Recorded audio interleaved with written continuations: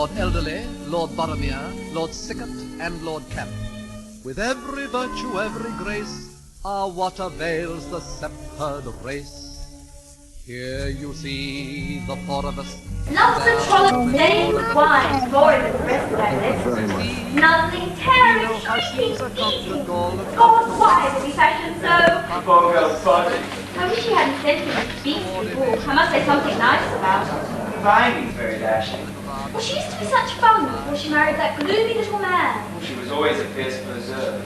It's so silly if people try and cultivate the artistic temperament. And Fawn, she's just a normal bouncing Englishwoman. You didn't shave this morning.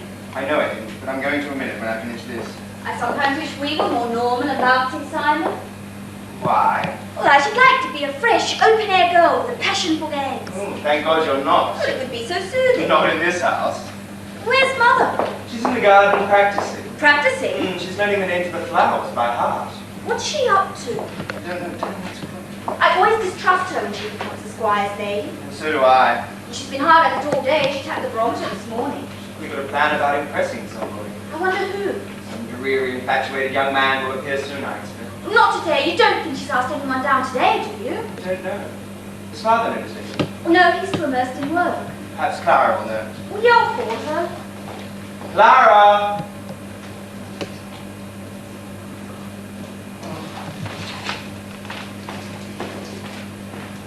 Clara? Simon, I do hope she hasn't asked anyone down today. Why, have you?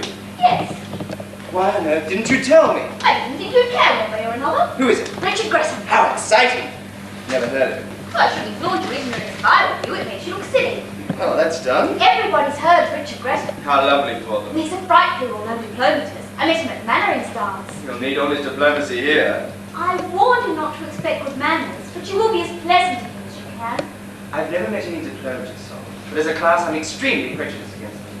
They're so suave and polished and debonair. You could be a little more polished without losing caste. Will you have the papers with him? What papers? Oh, any papers! I wish you could find your biting irony to your caricature, Simon. And I wish you'd confine your girlish infatuations to London, not force them upon your defenseless family. I should keep him out of your way as much as possible. Do, darling.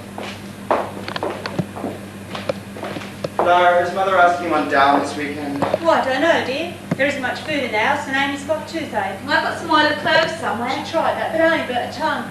Poor girl's been riding about the scully like 1 o'clock. I haven't forgotten to put those flowers in the Japanese room. The Japanese room is essentially feminine, entirely unsuited to the bed of the Foreign Office. Shut up, Simon. The room looks lovely, dear. You needn't worry. Just like your mother's dressing room on first night. How restful. Have you told about your boyfriend? Oh, not boyfriend, Clara. Well, whatever he is. I think Sorrel's beginning to be ashamed of us all, Clara. I don't altogether blame her. We are very slapdash. You're going to leave that picture hanging in the guest bathroom, dear? Don't know if it's quite a thing. Lots of pink naked women rolling about in the field. Nudity can be very beautiful, Clara. Oh, can it now? Perhaps been a dresser for so long as spot me eye Clara's looking tired. We ought to have more servants, not depend on them so much. No, we can never keep them. You're right about us being slapdash, Simon. I wish we weren't. Does it matter? Well, it must, I think, to other people. It's not our fault. It's where we've been brought up. Well, if we're clever enough to realise that, we ought to be clever enough to change ourselves. I'm not sure that I want to. We're so awfully bad-mannered. Not to people we like. The people we like put up with it because they like us. What do you mean exactly by bad manners? Lack of social tricks and small talk? We never attempt to look after anyone when they come here. Why should we? It's lonesome being looked after. Yes, but people like little attentions. I've never once asked anyone if they slept well. I consider that an impertinence anyhow. I'm going to try to improve. Oh, you're only going on like this because you've got a mania for deferments. You'll soon return to normal. Well, abnormal, Simon, that's what we are. Abnormal. People stare in astonishment when we say what we consider perfectly ordinary things. Well, I just remarked at Frida's lunch the other day how nice it would be if someone invented something to make all our faces go up like the Chinese, because I was so bored of them going down. And they all thought I was mad. Oh, it's no use worrying, darling. We see things differently, I suppose. If people don't like it, they must love it. You look awfully dirty, Simon. What have you been doing? Not washing very much. Oh, you ought to, darling, really, so that your skin to leave things about on it. Oh, poor dear, there's some oil of cloves in my medicine cupboard. Who's Amy? Well, the scullery maid, I think. How extraordinary. She doesn't look a bit Amy, does she? Much more flossy. Give me a cigarette. Delphiniums are those stubby red flowers, aren't they? No, darling, they're tall and blue. Oh. Oh, yes, the red ones are somebody's name. Asters, that's it. I knew it was something opulent. Oh, I do hope Clara's remembered about the Japanese room. Japanese room? Yes, I said to put some flowers in it and take Simon's flannels out the wardrobe drawer. So did I. Why? I've asked Richard Gresham down for the weekend. I didn't think you'd mind. Mind? How dared you do such a thing? Well, he's a diplomatist. Well, I don't see how that helps matters.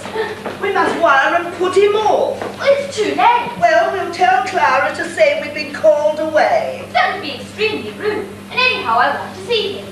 Do you mean to sit there in cold blood and tell me you've invited a complete stranger down for the weekend and that you want to see him? I've often done it Well, before. I don't see how that helps matters. Where's he going to sleep? The Japanese room. Oh, no, he's not. Sandy Tyrrell's sleeping there.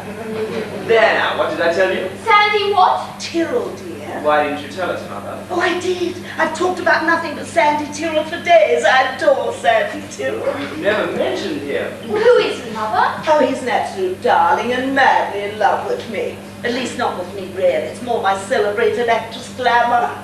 But it gives me a divinely cozy feeling. I met him at Laura Trent's. Mother, I wish you'd give up this sort of thing.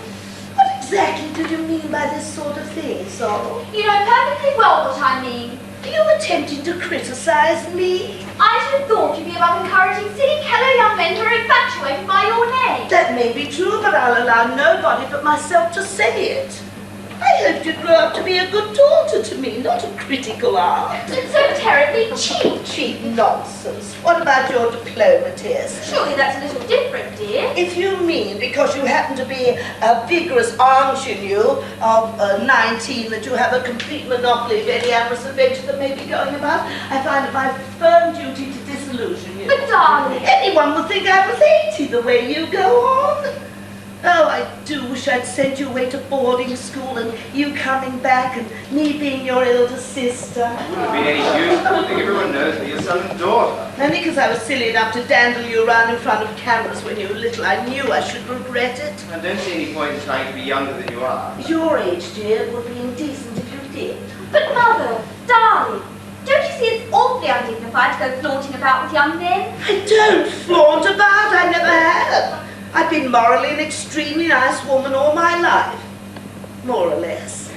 If dabbling gives me pleasure, I don't see why I shouldn't dabble. But it oughtn't to give you any pleasure Oh, anymore. you know, you grow more damnably feminine every day, Sorrel. I do wish I brought you up differently. I'm proud of being feminine. Oh, you're a darling and I adore you. You're very pretty and I'm madly jealous of you. Are you really? How thrilling. You will be nice to Sandy, won't you?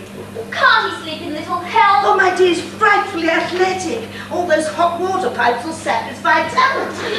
Well, they'll sap Richard's vitality He too. won't notice. He's probably used to scorching tropical embassies with punkers waving and everything. Oh, he's sure to be deadly anyhow. You're getting far too blasé and exclusive, Simon. Nothing of the sort, only I loathe being hearty to your men friends. You've never been even civil to any of my friends, men or women. Don't bicker. Anyhow, the Japanese room's a woman's room and a woman ought to have it. I promised it to Sandy. He adores anything Japanese. So does Myra. Myra. Myra Arundel, I've asked her down. You what? I've asked Myra down for the weekend. She's awfully amusing. All I can say is it's beastly of you. You might have at least warned me. What on earth will Richard say? Oh, something exquisitely non-committal, I expect. Simon, this is too much. Do you mean to tell me? Yes, Mother, I do. I've asked Myra down and a perfect right to. Well, you've always brought us up to be free about things. Myra Arundel was straining freedom to its utmost limits. Don't you like her? No, I detest her. She's far too old for you. She goes about using sex as a sort of shrimping net. Oh, really, Mother? Now, you mustn't be cross. You know very well I dislike her. That's why you didn't tell me she was coming till too late to stop her. It's intolerable of you. Whether she's here or not is a matter of extreme indifference to me. But I'm sure Richard won't like her very much. Oh, you're afraid you'll like her too much. That was an offensive remark, Simon. Rather silly. Why on earth can't you fall in love with nice young girls instead of self-conscious vampires? She's not a vampire. I never said I was in love with her. He's crazy about it. She busts him up and admires his sketches. What about you picking up old gentlemen and dancers? He's not old! Oh, you both upset me dreadfully. I was looking forward to a nice restful weekend, with moments of Sandy's ingenuous affection to warm the cockles of my heart when I felt in the mood. Now the whole house is going to be full of discord, not enough food, everyone fighting over the baths, sheer agony. I wish I were dead.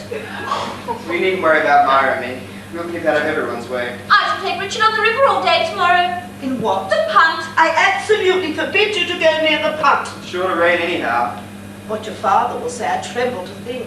He wanted complete quiet to finish off the sinful woman. Well, I see no reason for there to be any noise, unless Sandy What's-his-name is taken to shouting. If you're rude to Sandy, I shall be extremely angry. Why should Shut you? up, coming all the way down Why are there you just making to be such a nice. noise?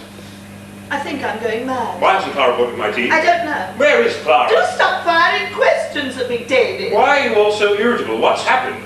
Here's your tea. Sorry I'm like that. Annie forgot to put the kettle on. She's got terrible today. Now, poor girl, give us some oil of clothes. If anybody else mentions oil and clothes, I shall do something desperate. It's marvellous stuff. Where's Zoe? She's in the garden this morning. I suppose nobody thought of giving her any lunch. I put it down by the kitchen table as usual, but she didn't come in for it. Well, she's probably mousy. She isn't old enough yet. She might have fallen into the river for all you care. I think it's a shame. Don't you worry your head. Zoe won't come to any harm. She's too wily for that. I don't want to be disturbed. Oh, listen, Simon. There's a perfectly sweet flapper coming down by the 4:30. Will you go and meet her and be nice to her? She's an abject fool, but a useful type, and I want to study her a bit in domestic surroundings. She can sleep in the Japanese room.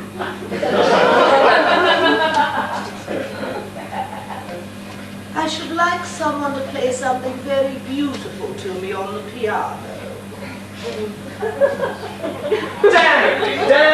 Damn. Swearing doesn't help. Helps me a lot. Well, what does Father mean by going on like that? In view of the imminent reception, you better go and shave, Simon. Well, it's perfectly beastly. Every time I make any sort of plan about anything, it's always done in by somebody. I wish I were earning my own living somewhere, a free agent, able to do whatever I'd like without being wound up and frustrated by the family. It grieves me to hear you say that, Sorrel. Don't be infuriating, Mama. A change has come over my children of late. I've tried to close my eyes to it, but in vain. It's very cruel at my time of life. This is going to be the blackest Saturday to Monday we've ever spent. You mustn't cry, Sorrel. Don't sympathise with me. It's only temper. Come and put your head on my shoulder, dear.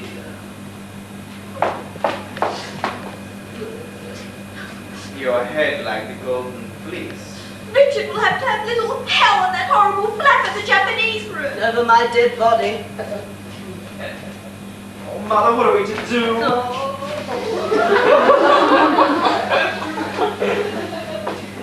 We must all be very, very kind to everybody. Now then, Mother, none of that. I don't know what you mean, Simon. You being beautiful and sad. But I am beautiful and sad. You're not particularly beautiful, darling, and you never were. Never mind, I make thousands think I was. That's being sad. Now, I will not be dictated to like this, Simon. If I say I'm sad, I am sad. You don't understand me because you're precocious and intolerant. There comes a time in all women's lives. Oh, dear. What did you say, Sorrel? I said, oh, dear. Well, don't say it again because it annoys me. You're such a lovely hypocrite. I don't know what I've done to be cursed with such ungrateful children. It's very trying at my time of life. There you go again. You're getting far too tall, Sorrel. Sorry, Mother. Give me another of those disgusting cigarettes. I can't think where they came from. I am going to forget entirely about all these dreadful people around me. My mind henceforth shall be a blank on the subject. Well, that's all very fine, Mother, but I made a great decision. What kind of decision? It's a secret. aren't you going to tell us? Of course, I mean it's a secret from your father. Oh, what is it?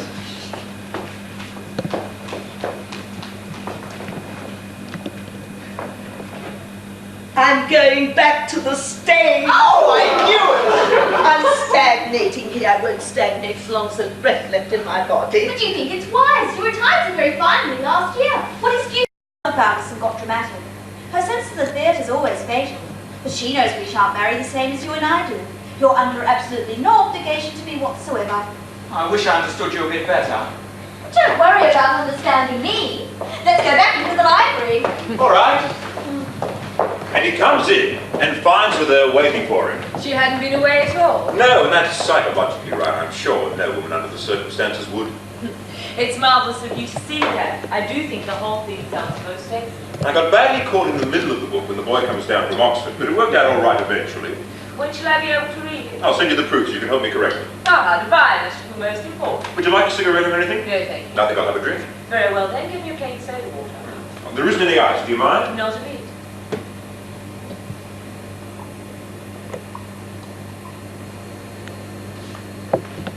There you are.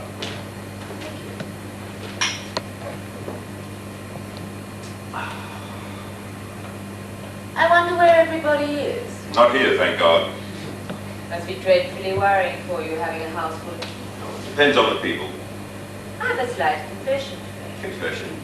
Do you know why I came down here? Not in the least. I assumed one of us asked you, didn't they? They asked me, but Well, I was invited once before. Last September. oh, I was in America then. Exactly. How do you mean exactly? I can't. I'm a very determined woman, you know, and I made up my mind. You ages ago. Oh, well, that was charming of you. I'm not much to meet, really. You see, I'd read Broken Reed.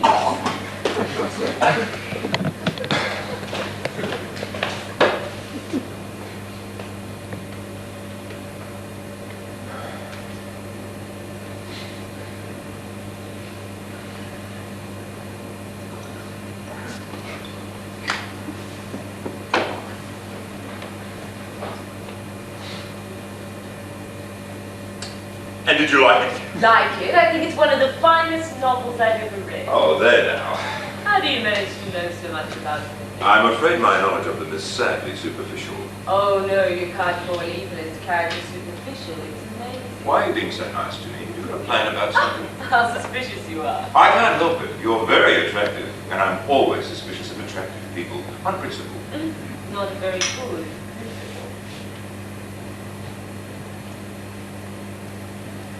I'll tell you something. Strictly between ourselves. Do. You were wrong about me. Wrong in what way? I write very bad novels. Oh, don't be ridiculous. And you know I do because you're an intelligent person. I don't know anything of the sort. Tell me why you're being so nice to me. Because I want to be. Why?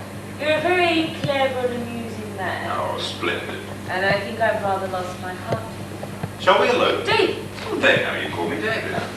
Man. Not at all. I'm not sure you're being very kind. What makes you think that? You're being rather a cynical author, laughing up his sleeve and a gushing admirer. I think you're a very interesting woman. And extremely nice lady. Yes. Would you like me to make love to you? I wish you wouldn't say things like that. Oh, I've knocked you off your plate. I'll look away while you climb back on again. This is wonderful. That's right. Now then. Now then what? You're adorable. You're magnificent. You're tawny. I am not torn. Don't argue. This is sheer affectation. Affectation's very nice. No, it isn't. It's odious. Oh, you mustn't get cross. I'm not in the least cross. Yes, you are, but you're very alluring. Alluring.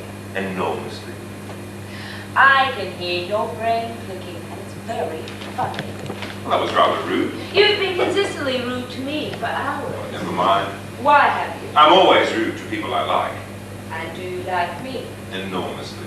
How very sweet of you. But I don't like your methods. Methods? What methods? You're far too pleasant to occupy yourself with the commonplace. And you spoil yourself by trying to be clever. Thank you. Besides, I don't know what you mean by commonplace. You mean you want me to explain it to you? Not at all. Very well, I will. I shan't leave. Oh, you pretend not to, but you'll hear every word, really. You're so inscrutable and quizzical, just what a feminine psychologist should be. Yes, aren't I? And you frighten me dreadfully. Darling. Don't call me darling. No, that's unfair. You've been trying to make me all the evening. Oh, your conceit is outrageous. It's not conceit at all. You've been firmly buttering me up because you want a nice little intrigue. How dare It's true, otherwise you wouldn't be so angry. I think you're insufferable. Oh, Myra, dear Myra! Don't touch me. Well, let's have that nice little intrigue. The only reason I've been so annoying is that I love to see things as they are at first. Oh. And they pretend they're what they're not. Words. Masses and masses of words. They're great fun to play with. Oh, I'm glad you think so. Personally, they bore me stiff. Myra, don't be statuesque. Let go of my hand. You're charming. Let my hand. I won't. You will.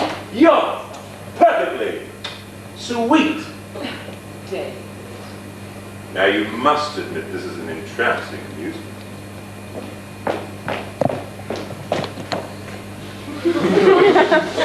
Forgive me for interrupting. Are there any chocolates in the house? No, David. I should like a chocolate more than anything in the world at the moment. This is a very unpleasant situation, David. Horrible. We'd better talk it all over. I shall do nothing of the sort. Please, don't be difficult. I apologize, Judith. No need to apologize. I quite understand. Please let go of my hand, David. Would you like to go to bed? I should stay if I were you. Be more dignified. There isn't any real necessity for a scene. I don't want a scene. I just want to straighten things out. Very well, go ahead. June has always been an unlucky month for me. Look here, Judith. I'd just like to explain one thing. I don't wish to hear any explanations or apologies. They're so cheapening. This was bound to happen sooner or later. It always does to everybody.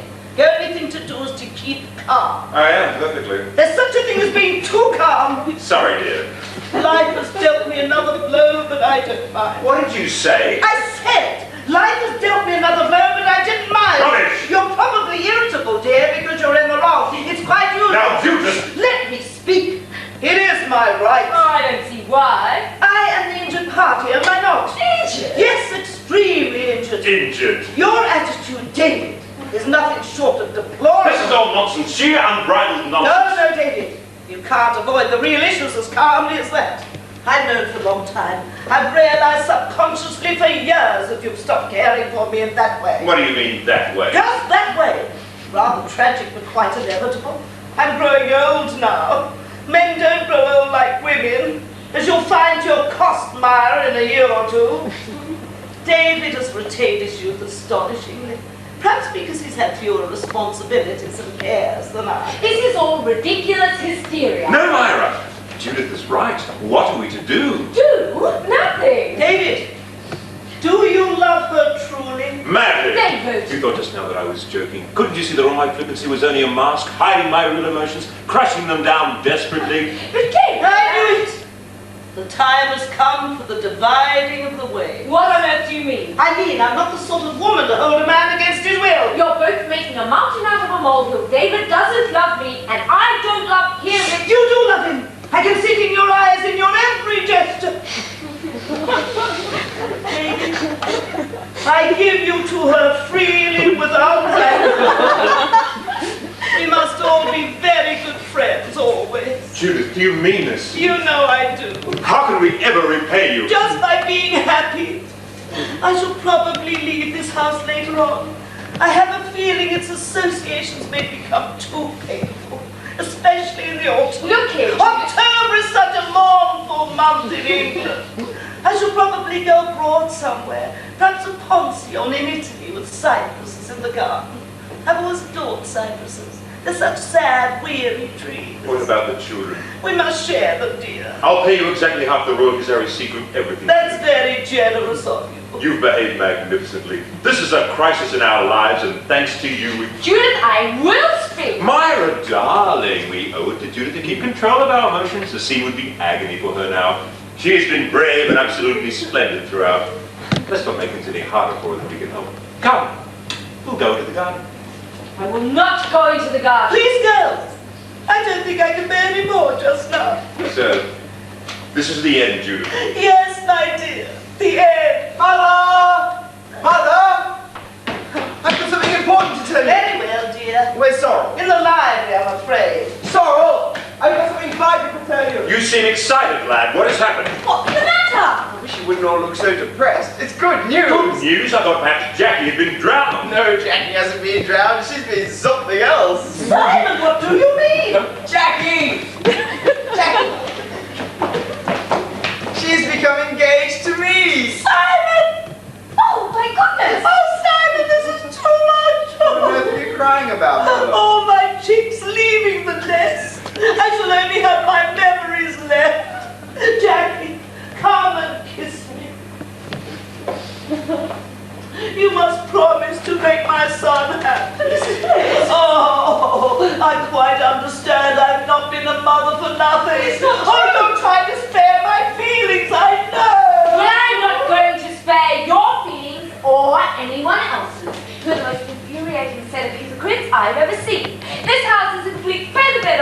emotions, you're posing, self-centered egotist, and I am sick to death of you. Myra! Don't speak to me. I've been building up to this. Only every time I've opened my mouth, I've been mowed down by theatrical effects. You haven't one sincere or genuine emotion amongst a lot of you. You're artificial to the point of lunacy. It's a great pity you ever left the stage, Judith. It's your rightful home. You can rant and roar there as much as ever you like. Rant and roar, may God forgive you! And let me tell you something.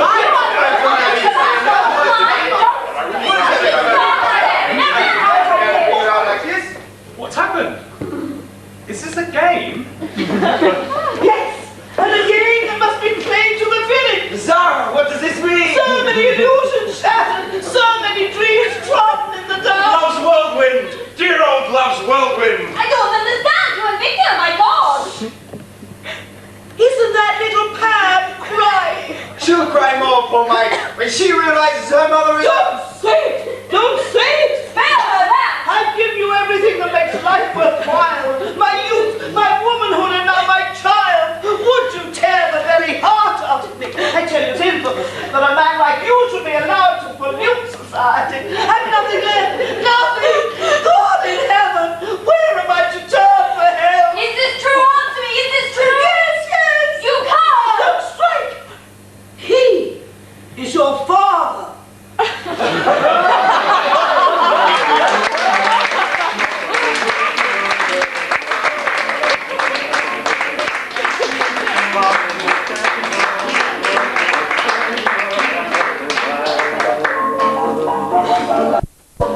You're weaving love into a magic pattern through my pantaloons. Poor little rich girl, don't drop a stitch too soon.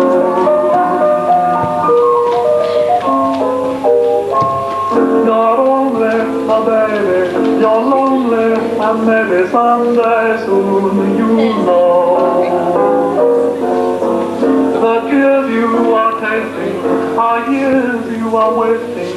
Life's a bitter cold. With pain is no use competing. Youth is so terribly fleeting.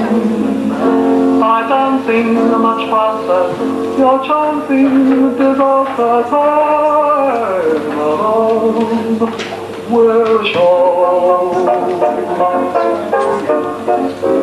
Oh, little rich girl, you're a bewitched girl, better take care. Laughing at danger, virtuous stranger, better beware. The life you lead sets all your nerves a-jangle. Your love affairs are in a hopeless tangle. Oh, you're a child, dear, your life's a wild card. In life of leisure, the crave for pleasure steady grows. Cocktails and laughter, but what comes after nobody knows. You're weaving love into a magic pattern ruled by pantaloons.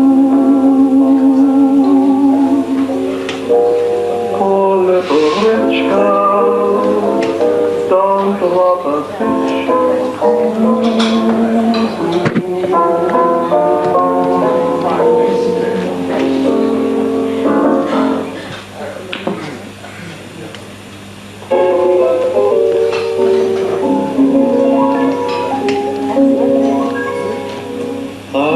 in olden days in marrying and different ways was very much involved.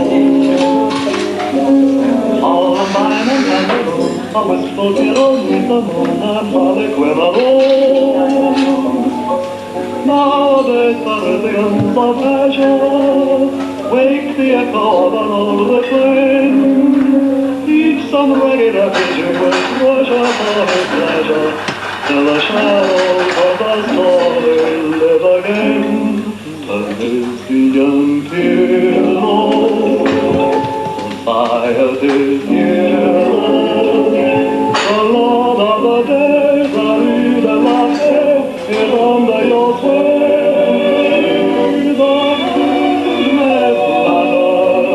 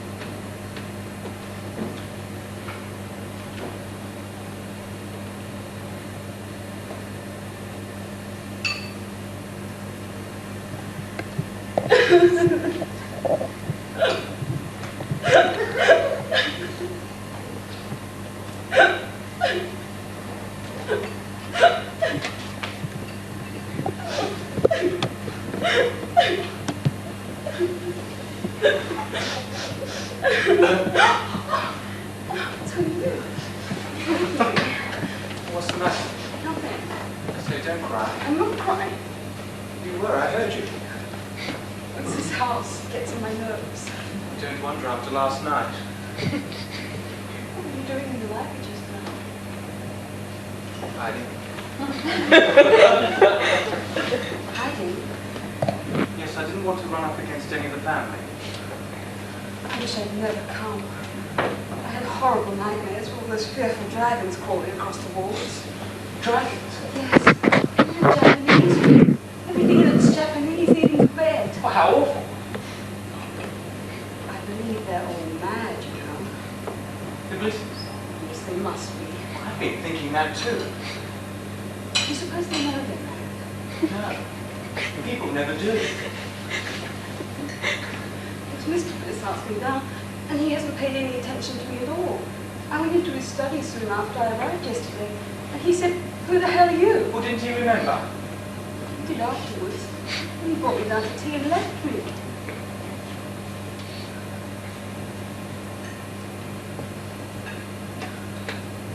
Are you really engaged to Simon? Oh, no, I hope not. You were last night. Oh, so were you to Sorrel. Well, not properly, we talked it over. I don't know what happened to him. I was in the garden with Simon, he was being awfully sweet. And he suddenly kissed me and rushed into the house and said we were engaged. And a hateful Jude had asked me to make him happy. That's exactly what happened to me and Sorrel. Judith gave us to one another before we knew where we were. Right? I liked Sorrel, though. She was jolly decent about it afterwards. I think she's a cat. Why? Look at the way she lost her temper over that beastly gang. All the same, I think she's better than the others. That wouldn't be very difficult.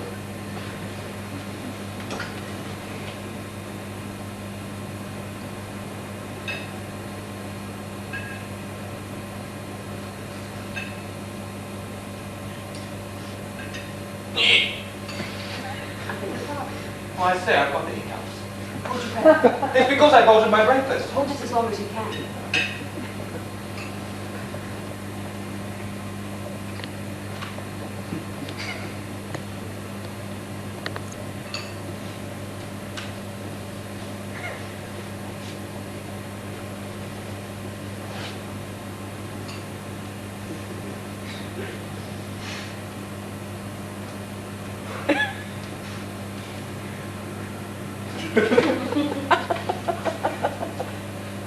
No, I can't anymore. Oh, damn! Need to have sugar. I'm awfully sorry. I don't mind. It's a horrid feeling, isn't it? Horrid. People have died from hiccups, you know. Have they? An aunt of mine once had them for 3 days without stopping. Well, how beastly. She had the doctor and everything. I expect mine will stop soon. I hope they will.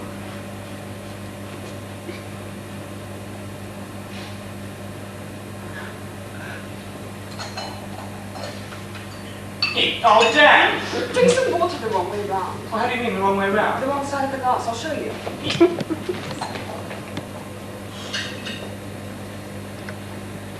There isn't any water. Or perhaps coffee will do as well. I've never tried coffee, but it might. There you are. What do I do? Dip that and drink from the opposite side, just sort of upside down.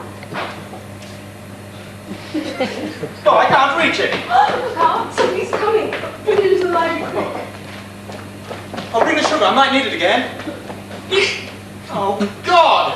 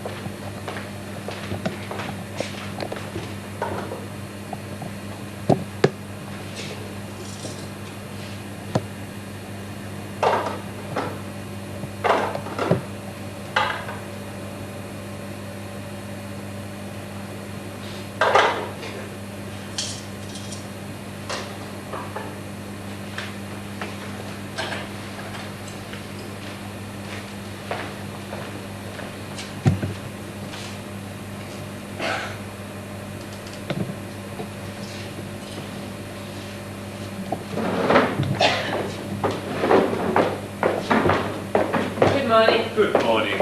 Are we the first job? No, I don't think so. Isn't it rain miserable? Pouring. Where's the barometer? Behind the whiskey. It's a queer place for it to be. I tapped it and it fell down. Oh, typical of this house. You're having eggs and bacon or haddock? Haddock. I'll have the haddock too. You couldn't strike out line for myself this morning.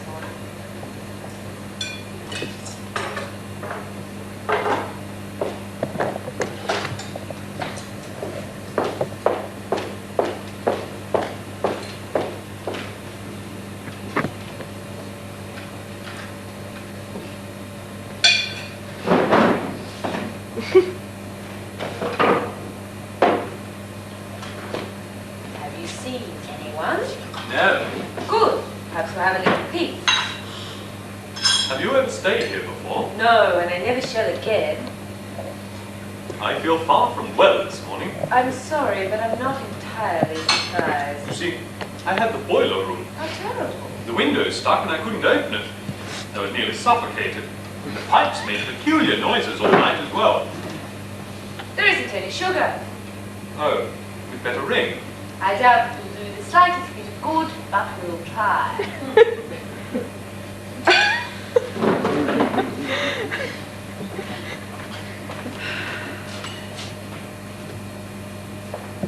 Did the whole family have breakfast in bed? I neither know nor care. They're strange people, aren't they? I think strange is putting it mildly. What's the matter? There isn't any sugar. There is. I'll put it here myself. Well, perhaps you can find it for us then. That's very funny. Could have sworn you'd buy the Wi-Fi brought it in. Well, it obviously isn't here now. Someone's taken it, that's what it is. It seems a queer thing to do. Do you think you could get us some more? Oh yes, I'll fetch you some. And mark my words, there's been plenty panky somewhere. Clara is really more at home in a dressing room than the house. Was she Judith's dresser? Of course, what other explanation could there possibly be for her? She seems good-natured, but quaint. This haddock is disgusting. It isn't very nice, is it?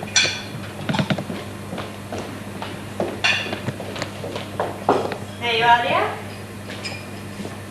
Oh, it's a shame the weather's changing. Might have had such fun at the river. What's that? Come out. Good morning. I'm afraid we broke the coffee cup. Was there any coffee in it? Yes, a good deal. Oh dear, Rollo, look after It was my fault. I'm awfully sorry. Oh, how'd you come to do it? Well, you see, he had hiccups and I was showing him how to drink upside down. How ridiculous. Well, thinking it went one of the cram derbies. They've gone now, anyhow. It was a sudden shock, I expect.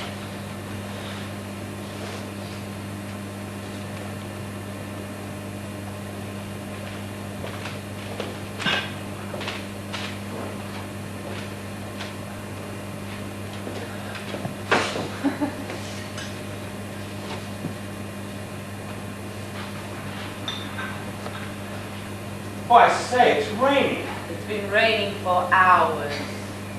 Mrs. Arundel, Yes? what are you going to do about today? Nothing, except go to London by the first train possible.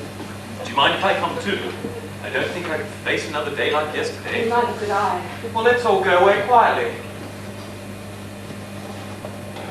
Won't it seem a little rude if we all go? Yes, it will. You and Miss Corrigan must stay. I don't see I why. don't think they'll mind very much. Yes, they will. Besides, you must let Mr. Greta and me get away first, anyhow. Ring for Clara. I want to find out about trains.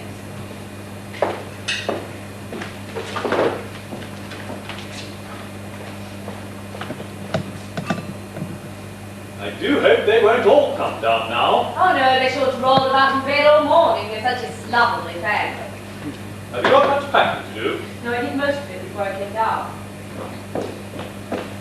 What's it now? Can you tell me what trains there are up to London? When? This morning. Why, you're not leaving, are you? Yes, Mr. Greta and I have to be up by lunchtime. Well, you kissed 10 to 10. Obviously. There isn't another to 12:30, Good heavens. and that's a slow one. Look here. I'll take you in my car as soon as you like. All right, lovely.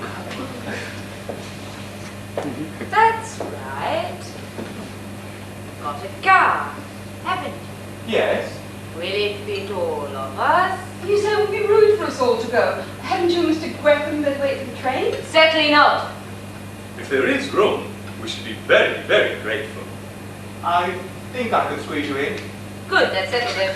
When shall we start? As soon as you're ready. Mrs. Arundel, what are you going to do about tipping Clara? Oh, I don't know. What do you think? I've hardly seen her since we've been here. Isn't there a housemaid or anything? I don't think so. Is 10 bob enough? Each? Too much.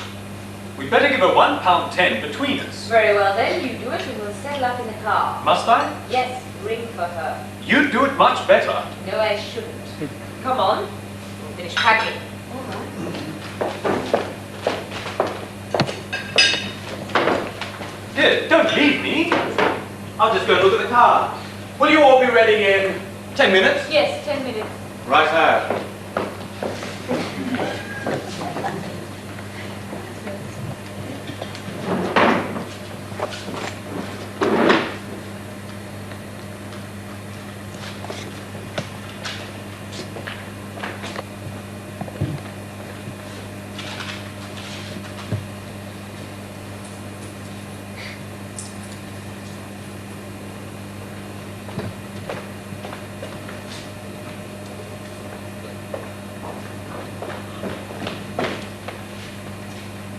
Well, where's everybody gone? They've gone to get ready. We're leaving in Mr. Tyrrell's car. A bit sudden, isn't it? Clara, this is from all of us. Thank you very, very much for all your trouble.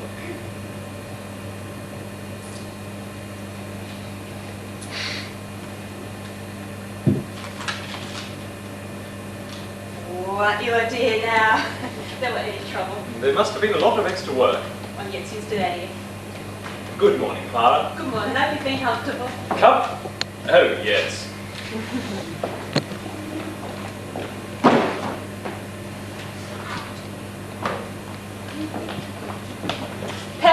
Chaillot upon my head, just hey fatty and two fatty, just me for you and you for me alone. Yeah, nobody near us to see us or hear us, no friends or relations on weekend vacations. We won't let it know that we own that yeah, die will bright and you'll awake and start to fight. I sure will.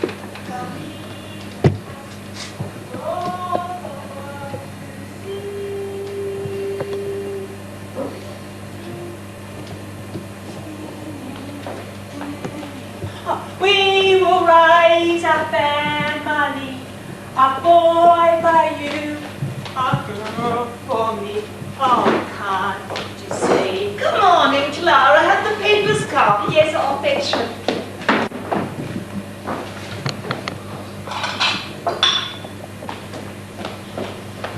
Thank you. You've forgotten my orange juice. Oh, no, I haven't. It's just outside.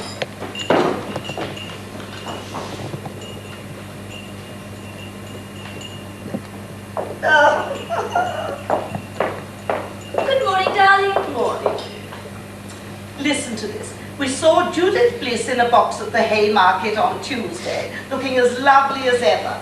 There now, I thought I looked hideous on You Tuesday. look sweet. There you are, dear. Thank you, dear. See that nice bit in the referee? Now the Oh, the Times. referee's much better.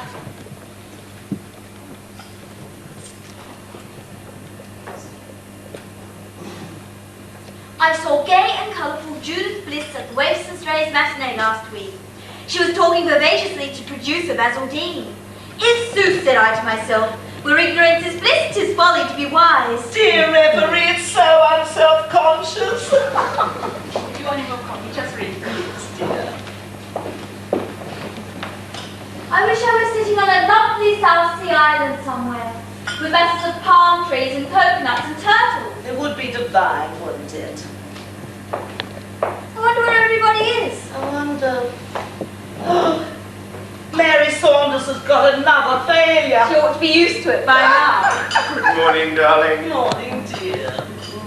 Look, Oh, Simon, when did you do it? this morning I work early. Well, let's see. I'm going to alter Helen's face. It's too pink. It's exactly like her. What a clever son I have. Now then, Mother. Oh, it's too wonderful. When I think of you both in your perambulators, oh dear, it makes me cry. I don't believe you ever saw us in our perambulators. I don't believe I did. It's finished! What, dear? The Sinful Woman. Oh, lovely. Read it to us now. I've got the last chapter right here. Go on then. Good morning. I seem to know that boy's face. Listen, do you remember that bit when Violet was taken ill in Paris? Yes, dear. Marmalade, Simon. Well, I'll go on from there. Do, dear. Paris in the spring, with the Champs-Élysées alive and dancing in the sunlight. Lightly dressed children like gay painted butterflies. To the barometer. I don't know. Damn the barometer. Don't be cross, dear. Simon, why can't you keep quiet or go away? Sorry, Papa. Well, don't interrupt again. Like gay painted butterflies.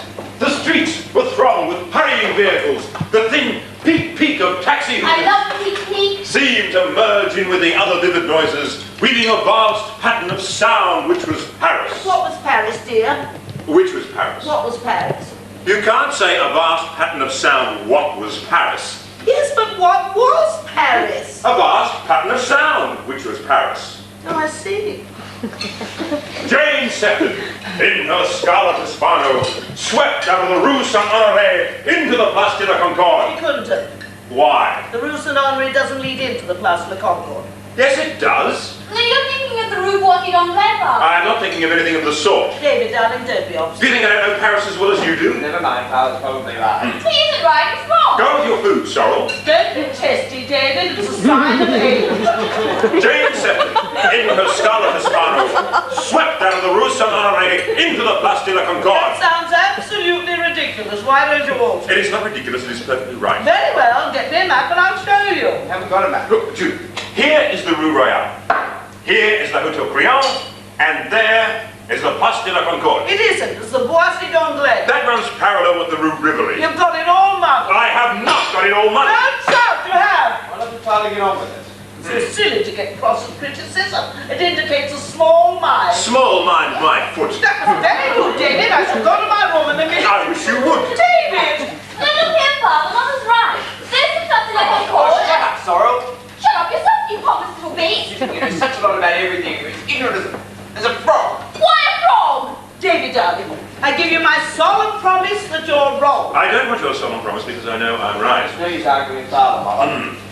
Why didn't any of you argue with Father? Because you're both so big-headed. Are you content to sit there, Judith, and let your son insult me? He's your son as well as mine. I begin to doubt that. David! I'll never attempt to read any of you anything again as long as I live. You're not a bit interested in my work, and you don't give a damn whether I'm a success or a failure. You're dead certain to be a failure if you cram your books with inaccuracies. I am not inaccurate. Yes, you are. You're foul-tempered and spoiled. Spoiled? I like that. Nobody here spoils me. You're the most insufferable family to live with. Oh, why in heaven's name did you go and live somewhere Oh, else? there's gratitude. Gratitude for what, I'd like to know? Mother, keep calm. Calm, I'm furious. What are you to be furious about with everyone rushing around and adoring you and saying how wonderful you are? I am wonderful. Heaven knows who've stood you all these years. Mother, do sit down and be quiet. How dare you speak to Mother like that? To think my own daughter should turn against me. Don't be theatrical. I'm not theatrical. I'm wounded to the heart. Rubbish, rubbish, rubbish. Don't you say rubbish to me. I will say rubbish. Now, look, David, I never will touch more you are, but you're trying. I give it rubbish. I give you only visited.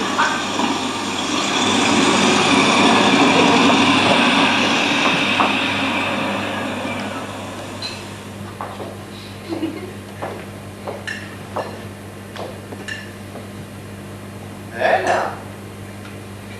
They've all gone. How very rude. People really do behave in the most extraordinary manner nowadays. Come back and finish your breakfast, Sorrel. All right. Go on, Davy, darling. I'm dying to hear the end. Jane Septon and her Scarlet Hispano swept out of the Rue Saint-Honoré into the Place de la Concorde.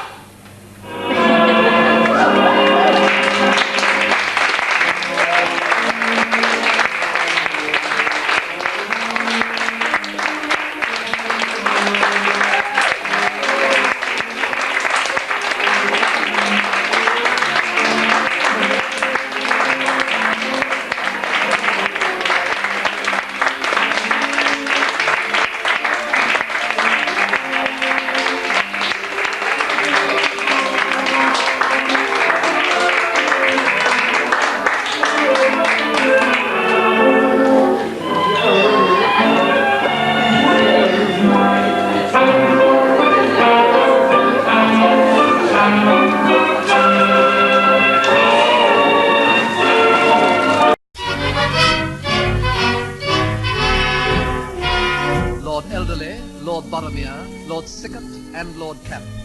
With every virtue, every grace, what avails the sceptred race?